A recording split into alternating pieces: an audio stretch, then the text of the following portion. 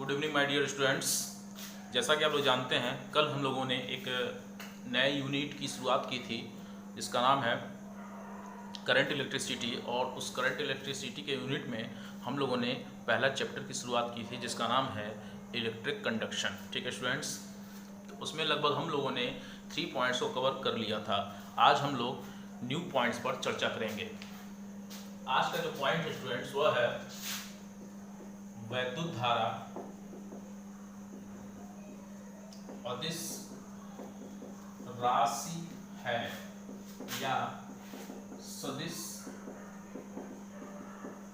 राशि है। ठीक है स्टूडेंट्स, अगर मैं कहूं कि वैद्युत धारा अदिश राशि भी है और सदिश राशि भी है तो आपके दिमाग में एक क्वेश्चन बनेगा कि सर जी बुक में तो ऐसा लिखा है या टीचर ने ऐसा बताया है कि वैद्युत धारा सिर्फ एक अदिश राशि है।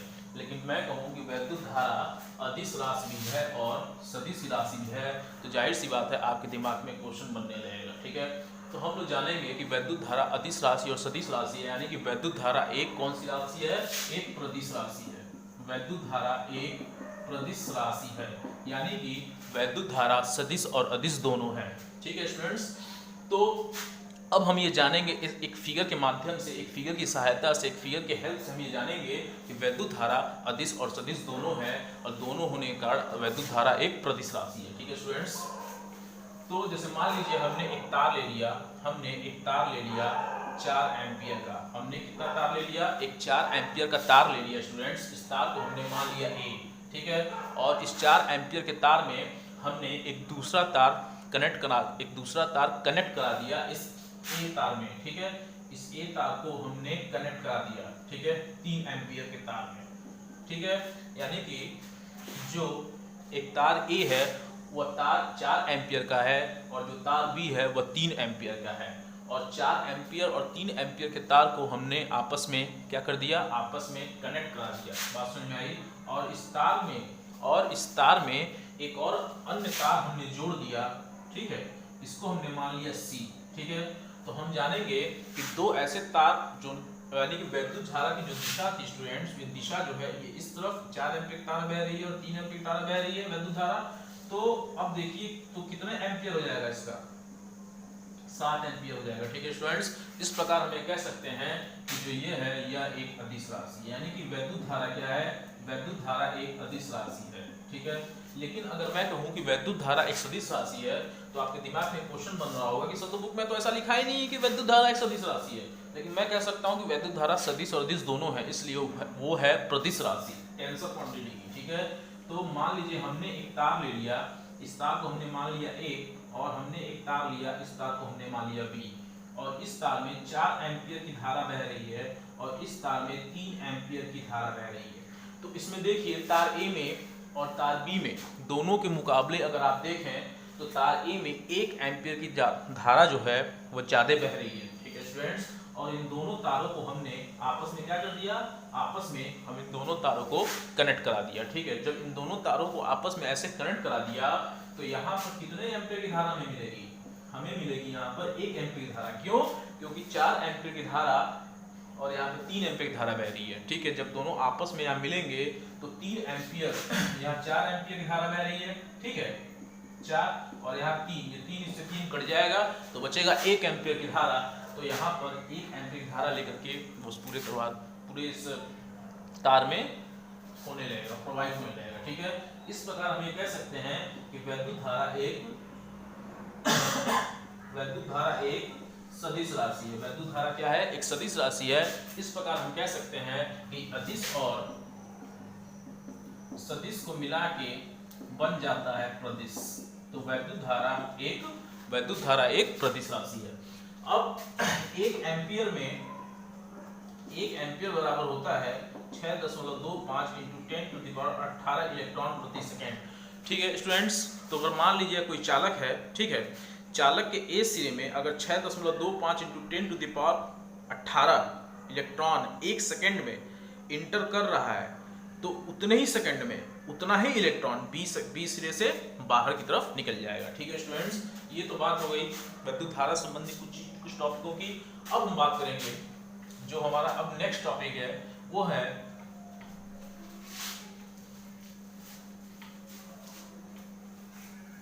आज का जो हमारा नेक्स्ट टॉपिक है स्टूडेंट्स, वह है कि mean free path. Mean free path यानी कि माध्य मुक्त पथ। माध्य मुक्त पथ हमने कल बताया कि प्रत्येक पदार्थ जो होता है वह छोटे छोटे परमाणुओं से मिलकर बना होता है, ठीक है। और अगर हम परमाणु ले लें किसी पदार्थ का, तो ये होता है प्रोटॉन पे प्लस चार्ज होता है और न्यूट्रॉन पर कोई चार्ज नहीं होता है, ठीक है। प्रोटॉन पर प्लस चार्ज होता है, न्यूट्रॉन पर कोई चार्ज नहीं होता है, इसलिए नाभिक क्या हो जाता है, यह नाभिक पूर्ण रूप से धनावेशित हो जाता है। और जो इलेक्ट्रॉन जो होते हैं इसकी बाहरी कक्षा में स्टूडेंट्स क्या करते रहते हैं, वो गति करते रहते हैं, ठीक है स्टूडेंट। इस नाभिक के जो सबसे समीप वाली कक्षा होती है उस पर इलेक्ट्रॉन एक आकर्षण बल लगाता है, माफ करिएगा, उस पर यह नाभिक जो है उन जो विभिन्न कक्षाओं में जो इलेक्ट्रॉन चारों जो घूम रहे हैं, जो टहल रहे हैं, जो गति कर रहे हैं, उस पर जो ये नाभिक होता है उन इलेक्ट्रॉनों पर एक आकर्षण बल लगाता है, जिसके कारण वो उस आकर्षण बल के द्वारा, अगर हम कहें दूसरे शब्दों में, तो वह उस नाभिक से क्या रहते हैं, उस नाभिक से पूर्णतया बंधे रहते हैं। लेकिन जो सबसे दूर वाला इलेक्ट्रॉन होता है उस पर यह जो नाभिक होता है उस पर आकर्षण बल लगाता है, लेकिन आकर्षण बल उतना नहीं लगा पाता जिससे कि वह उस इलेक्ट्रॉन को अपनी तरफ आकर्षित कर सके, जिसके कारण ये इलेक्ट्रॉन जो होते हैं ये कक्षा को छोड़कर बाहर निकल जाते हैं। बात समझ में आई? ये कक्षा को छोड़कर बाहर निकल जाते हैं। इन्हीं इलेक्ट्रॉनों को बोलते हैं फ्री इलेक्ट्रॉन अथवा मुक्त इलेक्ट्रॉन, ठीक है। जिसके कारण यह परमाणु जो है, यह परमाणु क्या हो जाता है, यह परमाणु धनायन हो जाता है, धन आयन। यह परमाणु क्या हो जाता है, यह परमाणु धनायन हो जाता है। यानी कि यहाँ पे अगर 3 प्रोटॉन थे तो 3 इलेक्ट्रॉन थे, एक इलेक्ट्रॉन तो बाहर निकल गया, तो कितने बचे, प्रोटॉनों की संख्या कितनी बची, 3 बची। तो इस प्रकार हम कह सकते हैं कि यह जो परमाणु है यह धनायन हो जाता है, ठीक है स्टूडेंट्स। तो जो इलेक्ट्रॉन जब कक्षा को छोड़ के बाहर निकल जाता है तो वह पदार्थ के भीतर ही अनियमित गति करता रहता है, ठीक है स्टूडेंट्स। जैसे मान लीजिए यह कोई चालक है, ठीक है, यह कोई चालक है, इसमें जो पदार्थ जब उस कक्षा को छोड़ के बाहर निकल जाता है तो जो पदार्थ होता है वो अनियमित गति करता रहता है, ऐसे।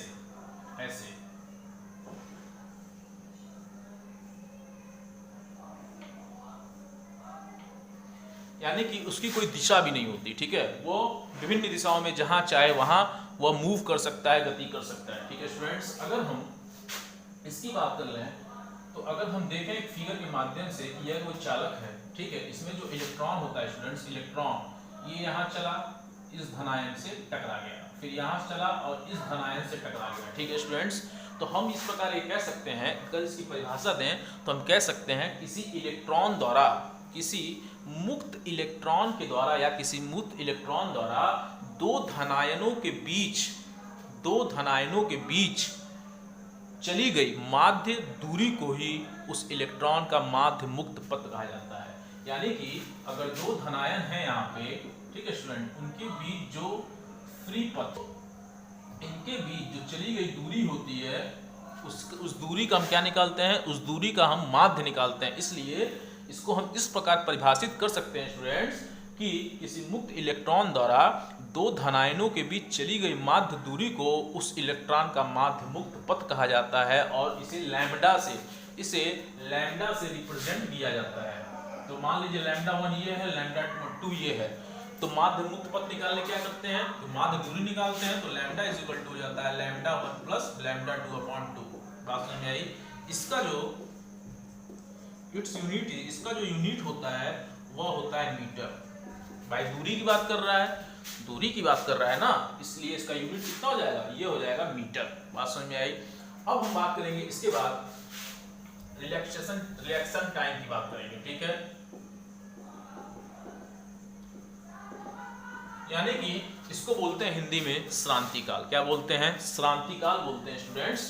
तो श्रांति काल क्या होता है? किसी मुक्त इलेक्ट्रॉन द्वारा दो धनायनों के बीच लिए गए समय को, जो समय होता है, हम उस समय का माध्य निकालते हैं। तो इस प्रकार हम ये कह सकते हैं किसी मुक्त इलेक्ट्रॉन द्वारा दो धनायनों के बीच लिए गए माध्य समय को क्या बोलते हैं? उस मुक्त इलेक्ट्रॉन का श्रांति काल बोलते हैं। भाई अगर आप अपने घर से विद्यालय की तरफ जा रहे हैं तो ऐसा तो नहीं है कि बिना समय के जा रहे हैं, समय बदल ही नहीं रहा है, कुछ समय लग नहीं रहा है आपका, जाहिर सी बात है ना, कुछ तो कुछ समय लगेगा। तो उस समय का क्या करते हैं, माध्य निकालते हैं और इसको हम प्रस्तुत करते हैं टाउ से। इसको हम किससे रिप्रेजेंट करते हैं, इसको रिप्रेजेंट करते हैं टाउ से, ठीक है। तो ये हो जाता है tau is equal to tau 1 plus tau 2 upon 2। बात समझ में आई? ये कितना हो जाता है, टाउ 1 प्लस टाउ 2। तो देखिए यहाँ पे लैम्डा 1 था, ये लैम्डा 2 था, तो कुछ समय यहाँ से यहाँ आया, फिर यहाँ आया, तो ये टाउ 1 मान लिया, ये टाउ 2 मान लिया। तो हम क्या निकालते हैं, उस समय का माध्य निकालते हैं। तो इस प्रकार हमें कह सकते हैं किसी मुक्त इलेक्ट्रॉन द्वारा दो धनायनों के बीच लिए गए माध्य समय को ही या माध्य समांतराल को ही उस इलेक्ट्रॉन का शांतिकाल कहा जाता है, यानी कि उस मुक्त इलेक्ट्रॉन का शांतिकाल कहा जाता है। और इसका इट्स यूनिट इज सेकेंड, ठीक है। इसका जो यूनिट होता है वो सेकेंड होता है, क्योंकि यहाँ पे समय की बात हो रही है। बात समझ में आई? यहाँ पर किसकी बात हो रही है, यहाँ पर बात हो रही है समय की, इसलिए इसका जो यूनिट होगा वो क्या होगा, वह होगा स्टूडेंट सेकेंड। क्लियर हुआ? अब हम इसके बाद नेक्स्ट टॉपिक की बात करेंगे जिसका नाम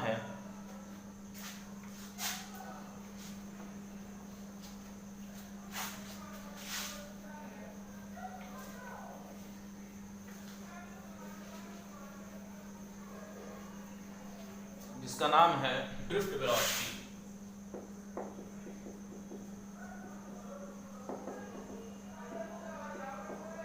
इसको हिंदी में बोलते हैं अनुगमन वेग या अपवाह वेग, ठीक है स्टूडेंट्स। ये ड्रिफ्ट वेलोसिटी क्या होती है, हम जानते हैं कि जो इलेक्ट्रॉन होते हैं, ये जो इलेक्ट्रॉन होते हैं वो क्या होते हैं, जब परमाणु से बाहर निकल जाते हैं तो इस पदार्थ के भीतर या किसी चालक के भीतर, ठीक है स्टूडेंट्स, क्या करते हैं, अनियमित गति करते रहते हैं, अनियमित गति करते रहते हैं, अनियमित गति करते रहते हैं। क्या करते रहते हैं, अनियमित गति करते रहते हैं, ठीक है।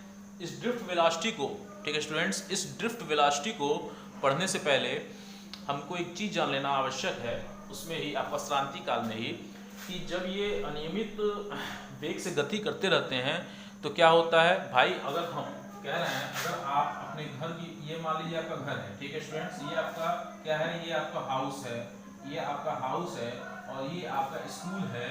अगर आप यहाँ से यहाँ जाना चाह रहे हैं और रास्ते में आप यहाँ जा रहे हैं, यानी कि आप सोच रहे हैं कि आज मैं पढ़ने जाऊँगा, आज मैं पढ़ने जाऊँगा, और आप क्या करने जा रहे हैं, आप पढ़ने जा रहे हैं, अचानक आपको कोई मित्र मिल जाए और कहे आज चलो स्कूल बंक कर देते हैं, आज चलो स्कूल बंक कर देते हैं और आज हम लोग मूवी देखने चलेंगे। पिक्चर कौन सी लगी है, पिक्चर लगी है बागी 3, आज हम लोग बागी 3 देखने चलेंगे स्टूडेंट्स, ठीक है। तो अचानक आपका यहाँ पर एक मित्र मिल जाता है, मित्र मिल जाता है कौन, मित्र मिल जाता है आपका आलोक, ठीक है, मित्र मिल जाता है आलोक, ठीक है। और यहाँ से आप चले, मान लीजिए करण यहाँ से चला, करण अपने घर से चला, स्कूल तरफ जा रहा है, वो कह रहा है कि मैं आज जाऊंगा स्कूल पढ़ूंगा, ठीक है। तो यानी कि तो रास्ते में आपको आलोक मिल गया, करण को क्या मिल गया, करण को मिल गया आलोक, और आलोक ने करण से कहा कि नहीं आज हम लोग स्कूल से बंक मारेंगे और आज हम लोग बागी 3 मूवी देखने चलेंगे टाइगर श्रॉफ की, ठीक है स्टूडेंट्स। तो करण कहता है कि नहीं मैं तो आज पढ़ूंगा, मुझे आज क्लास जाना बहुत जरूरी है, ठीक है। तो आलोक कहता है अरे रोज रोज क्लास ही चलो क्या, आज चलो चलते हैं, ठीक है। तो ये दोनों यहाँ से निकल गए बागी 3 देखने के लिए। तो करण ने क्या, करण जब स्कूल जा रहा था तो स्कूल जाता तो वह कोई कार्य करता, उसने स्कूल न जाने की बजाय पिक्चर देखना ज़्यादा जरूरी समझा और आलोक के साथ निकल गया। यानी कि इस स्थिति में कह सकते हैं, इस कंडीशन में हम ये कह सकते हैं कि करण ने कोई कार्य नहीं किया। जब करण ने कोई कार्य नहीं किया तो इस स्थिति में यहाँ पे हम कह सकते हैं कि इन इलेक्ट्रॉनों ने कोई कार्य नहीं किया और उसकी दिशा क्या हो गई, बदल गई। वो जा रहा था इस दिशा में, वो जा रहा था इस दिशा में, east west north south, west से ईस्ट की तरफ जा रहा था अपने स्कूल की दिशा में, और अचानक वह साउथ की दिशा में मुड़ गया। जब वो साउथ की दिशा में मुड़ गया तो इस स्थिति में कह सकते हैं जब उसकी दिशा बदल गई तो इस स्थिति में करण ने कोई कार्य नहीं किया। जब करण ने कोई कार्य ही नहीं किया तो इस स्थिति में कह सकते हैं, इस कंडीशन में कह सकते हैं कि इस इलेक्ट्रॉन का जो वेग होगा वह क्या होगा, वह शून्य होगा, यानी कि इसका जो औसत ऊष्मीय वेग होगा वह क्या होगा, वह शून्य होगा। इस प्रकार हम ये कह सकते हैं स्टूडेंट्स, इस प्रकार हम ये कह सकते हैं कि क्या कह सकते हैं, इस प्रकार हम ये कह सकते हैं कि मान लीजिए ये जो पदार्थ में इलेक्ट्रॉन जो अनियमित गति कर रहे हैं इनकी संख्या हम मान लेते हैं n है, तो इनका जो ऊष्मीय औसत ऊष्मीय वेग निकालें तो u1 u2 u3 dot dot dot un, और टोटल का क्या ले लेंगे अपॉन n, तो ये जो होगा यह 0 के बराबर होगा। यानी कि जब दिशा बदल गई तो उन्होंने कोई कार्य नहीं किया। इस स्थिति में जो इन n इलेक्ट्रॉनों का जो औसत ऊष्मीय वेग होगा वह 0 के बराबर हो जाएगा। ठीक है स्टूडेंट्स, यहाँ तक बात समझ में आई। अब हम इसके बाद एक नेक्स्ट टॉपिक के बारे में चर्चा करेंगे जिसका नाम है ड्रिफ्ट वेलोसिटी। इसका नाम क्या है, drift velocity. Drift velocity, drift velocity जिसे हम अनुगमन वेग या अपवाह वेग कहते हैं। ठीक है स्टूडेंट्स, हम जानते हैं कि धारा आवेश प्रवाह की किसी चालक में आवेश प्रवाह की दर को वैद्युत धारा कहते हैं। किसी चालक में आवेश प्रवाह की दर को वैद्युत धारा कहते हैं।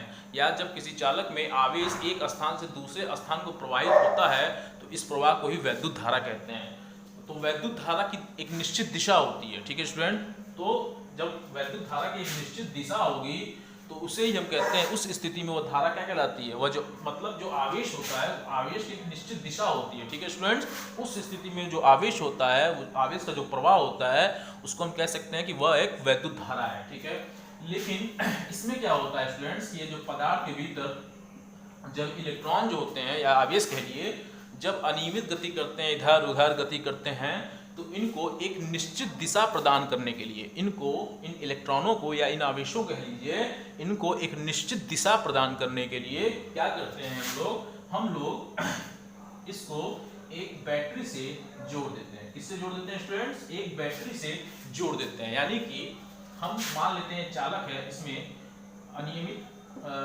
n इलेक्ट्रॉन है। कितने इलेक्ट्रॉन है स्टूडेंट्स, इसमें n इलेक्ट्रॉन है। बात समझ आई, इसमें n इलेक्ट्रॉन है, इस चालक में n इलेक्ट्रॉन है और ये अनियमित वेग से मतलब अनियमित गति से इधर उधर मूव कर रहे हैं और इनकी दिशा भी कोई निश्चित नहीं है। और इनको एक निश्चित दिशा प्रदान करने के लिए हमने क्या किया, इस चालक के A सिरे को बैटरी के धन सिरे से जोड़ दिया और इस चालक के B सिरे को बैटरी के ऋण सिरे से जोड़ दिया। जब इस चालक के ए सिरे को बैटरी के धन सिरे से जोड़ेंगे और जब इस चालक के बी सिरे को बैटरी के ऋण सिरे से जोड़ेंगे तो इनके बीच, मतलब ये चालक है, ठीक है, ये जो तार ले लें या कोई लोहे की कोई छड़ ले लें, इसके बीच एक विभवांतर उत्पन्न हो जाता है।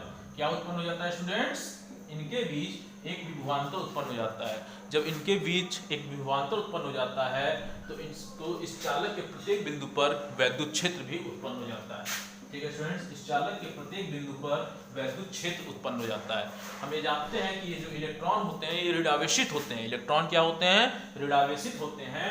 तो हम जानते हैं कि वैद्युत क्षेत्र की जो दिशा होती है, वैद्युत क्षेत्र की जो दिशा होती है वो हमेशा प्लस से माइनस की ओर होती है, यानी कि धन आवेश से ऋण आवेश की ओर होती है। तो लेकिन इलेक्ट्रॉन क्या है, इलेक्ट्रॉन तो निगेटिव है। ठीक है स्टूडेंट्स, इस प्रकार जो इनकी दिशा होगी, इनकी जो दिशा होगी वह इस तरफ होगी, यानी कि माइनस से प्लस की ओर होगी। बात समझ में आई,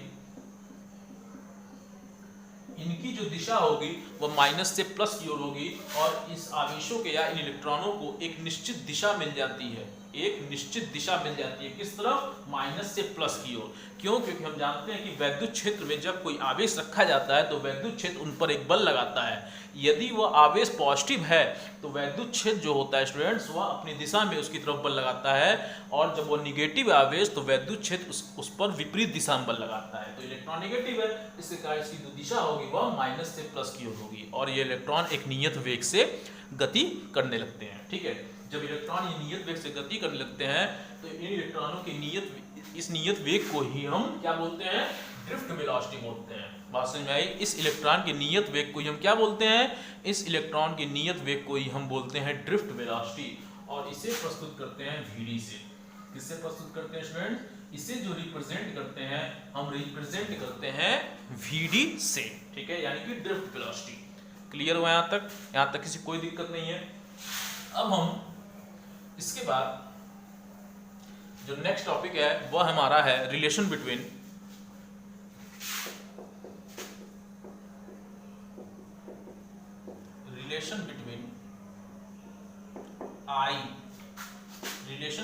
I एंड VD, यानी कि वैद्युत धारा तथा अनुगमन वेग में संबंध। हम लोग वैद्युत धारा तथा अनुगमन वेग में संबंध की बात करेंगे, ठीक है स्टूडेंट्स। तो हम लोग प्राप्त करेंगे कि वैद्युत धारा तथा अनुगमन वेग में या अपवाह वेग में क्या संबंध होता है।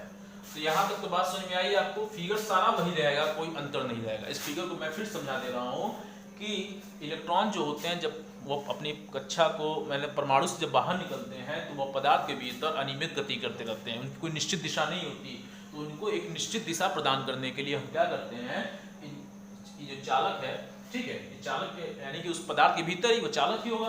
तो इस चालक के ए सिरे को हम बैटरी के धन सिरे से जोड़ते हैं और चालक के बी सिरे को हम बैटरी के ऋण सिरे से जोड़ देते हैं। जब ऐसा करते हैं तो उनके बीच, मतलब चालक के बीच, चालक ए और बी के सिरों के बीच एक विभवांतर उत्पन्न हो जाता है। जब विभवांतर उत्पन्न हो जाता है तो जाहिर सी बात है कि वैद्युत क्षेत्र भी उत्पन्न हो जाएगा। तो चालक के प्रत्येक बिंदु पर वैद्युत क्षेत्र उत्पन्न हो जाता है, ठीक है स्टूडेंट्स। अब हम क्या करते हैं कि हम जानते हैं कि जब वैद्युत क्षेत्र होता है, वैद्युत क्षेत्र के भीतर जब कोई आवेश होता है, ठीक है, जब कोई चार्ज होता है तो वैद्युत क्षेत्र क्या करता है, उस पर एक बल लगाता है, ठीक है, वैद्युत क्षेत्र उस पर एक बल लगाता है। यानी कि हम कह सकते हैं कि अगर वह आवेश पॉजिटिव है, धनावेश है, तो वैद्युत क्षेत्र उस पर जो बल लगाएगा अपनी दिशा की तरफ लगाएगा। लेकिन अगर वह चार्ज ऋणावेशित है, अगर वह ऋण आवेश है तो वैद्युत क्षेत्र उस पर बल लगाएगा लेकिन विपरीत दिशा में बल लगाएगा। बात समझ में आई। तो इलेक्ट्रॉन तो ऑलरेडी नेगेटिव है, तो इसलिए हम कह सकते हैं कि जो इसकी दिशा होगी वह माइनस से प्लस की ओर होगी, ठीक है, और उसको एक निश्चित दिशा मिल जाती है और एक नियत वेग से, कांस्टेंट वेलोसिटी से वह गति करने लगता है। इस नियत वेग को हम बोलते हैं ड्रिफ्ट वेलोसिटी VD, ठीक है। तो सारा चीज यही लिखेंगे, इसमें लिख सकते हैं हम कि इसमें सारा चीज वही लिखेंगे। अब क्या करेंगे, हमको निकालना है relation between I and V, ठीक है।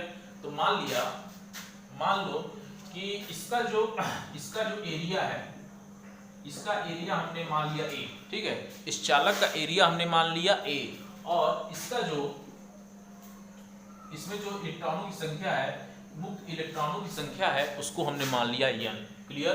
तो हम लिखेंगे माना N इलेक्ट्रॉन के द्वारा, माना N इलेक्ट्रॉन के द्वारा चालक के बी सिरे से ए सिरे तक लाया गया आवेश, ठीक है, यानी कि चालक के बी सिरे से, ठीक है, ए सिरे तक इलेक्ट्रॉन द्वारा एक सेकंड में, ठीक है, यानी कि माना जो इलेक्ट्रॉनों की संख्या N है, उन संख्याओं के द्वारा एक सेकंड में चालक के ए सिरे से बी सिरे तक मतलब लाया गया आवेश। तो Q इज इक्वल टू हो जाएगा N E V, और इसमें जो V है वह क्या है, यह है वॉल्यूम ऑफ कंडक्टर। क्या है, वॉल्यूम ऑफ कंडक्टर, यानी कि चालक का क्या है, चालक का आयतन है, ठीक है स्टूडेंट्स। इसमें जो V है वह क्या है, चालक का आयतन है, ठीक है। तो ये हो जाएगा students Q is equal to NeVDA। अब ये जो V है ये क्या हो जाएगा, ये हो जाएगा, चूंकि V is equal to VDA। अब ये सोचने वाली बात है कि V is equal to VDA कैसे होगा, ठीक है स्टूडेंट्स। तो V is equal to VDA कैसे होगा, इसको यहाँ देख लीजिए, दिखाई चमक रहा है, इसको यहाँ देखिए स्टूडेंट्स। इस फिगर सब वैसे ही बनेगा, कोई अंतर नहीं रहेगा, ठीक है। फिगर को बना लीजिएगा, मैं इसको मिटा रहा हूं।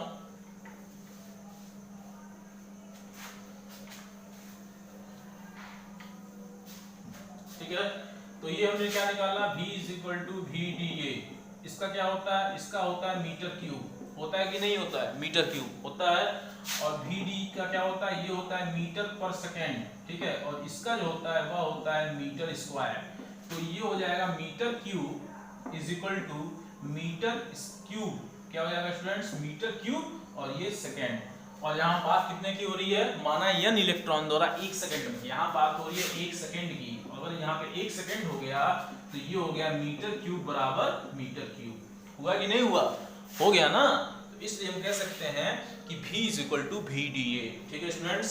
इसको हमने मान लिया इक्वेशन 1, क्या मान लिया, इक्वेशन 1 मान लिया, ठीक है स्टूडेंट्स। अब हम लिखेंगे माना n इलेक्ट्रॉन द्वारा t सेकंड में चालक के B सिरे से A सिरे तक ले जाया गया आवेश। t सेकंड की बात कर रहा है, कितने सेकंड की बात कर रहा है, t सेकंड की बात कर रहा है। तो Q is equal to n into VD into A into T, ठीक है। इसको हम इक्वेशन 1 नहीं मानेंगे, इसको हम मानेंगे इक्वेशन 1, ठीक है स्टूडेंट्स। यानी कि t सेकंड में माना n इलेक्ट्रॉन के द्वारा t सेकंड में, यहाँ पहले 1 सेकंड की बात की थी, अब हम बात करेंगे स्मॉल t सेकंड की। t सेकंड में B सिरे से A सिरे तक ले आया गया आवेश, ठीक है स्टूडेंट्स। तो Q is equal to NVDA into T। A क्या है, एरिया है, VD ड्रिफ्ट वेलोसिटी, N क्या है, इलेक्ट्रॉनों की संख्या है, ठीक है। ये बात समझ में आई। अब हम क्या करेंगे, अब हम लिखेंगे कि इफ यदि चालक में प्रवाहित धारा I हो, यदि चालक में प्रवाहित धारा I हो तो I इज इक्वल टू क्या हो जाएगा, I इज इक्वल टू होता है Q बाई T, ठीक है। इसको हम मान लेंगे इक्वेशन 2। तो लिखेंगे समीकरण यूजिंग इक्वेशन 1 इन इक्वेशन 2, यानी कि समीकरण नंबर 1 का यूज समीकरण नंबर 2 में करने पर, तो यूजिंग 1 इनटू समीकरण 1 इनटू वी गेट, यानी कि समीकरण 1 का यूज समीकरण 2 में करोगे तो क्या मिलेगा, ये मिलेगा students I is equal to NEVDA into T upon T। T से T कैंसिल हो जाएगा, T से T कैंसिल हो जाएगा, हमें क्या मिलेगा, हमें मिलेगा I is equal to NEVDA। ये जो रिलेशन है, ये जो आपका रिलेशन आया I is equal to NEVDA, यही आपका वैद्युत धारा तथा अपवाह वेग में संबंध है। ये क्या है, वैद्युत धारा तथा अपवाह वेग में संबंध है, ठीक है। अगर यदि हम मान लें, यदि हम मान लें, यदि धारा घनत्व J हो, यदि धारा घनत्व J हो तब, ठीक है स्टूडेंट्स। यदि धारा घनत्व क्या हो, यदि धारा घनत्व स्मॉल j हो तब, तो J इज इक्वल टू कितना होता है, J is equal to I by A होता है, ठीक है स्टूडेंट्स। इसको हमने मान लिया इक्वेशन नंबर 3। तो लिखेंगे यूजिंग, इसको हम मान लेते हैं equation 4, using equation 3 in equation 4 we get, समीकरण नंबर 3 का यूज समीकरण नंबर 4 में करने पर क्या हो जाएगा, J is equal to I की वैल्यू कितनी है, I NEVDA अपॉन A, इस A से A कैंसिल हो जाएगा, J is equal to NEVD। ये जो हमको रिलेशन मिला, ये जो हमको रिलेशन मिला, ये मिला धारा घनत्व और अपवाह वेग में संबंध। क्या मिला, धारा घनत्व और अपवाह वेग में संबंध। और ये जो रिलेशन मिला वह मिला था हमको relation between I and VD, यानी कि वैद्युत धारा तथा अपवाह वेग में संबंध का रिलेशन है, और ये धारा घनत्व तथा अपवाह वेग में संबंध है, ठीक है स्टूडेंट्स। तो अभी तक के लिए बस इतना ही। इसके बाद हम लोग फिर से मुलाकात करेंगे नेक्स्ट डे, नेक्स्ट वीडियो के साथ और नेक्स्ट लेक्चर के साथ। तब तक के लिए good night and thank you.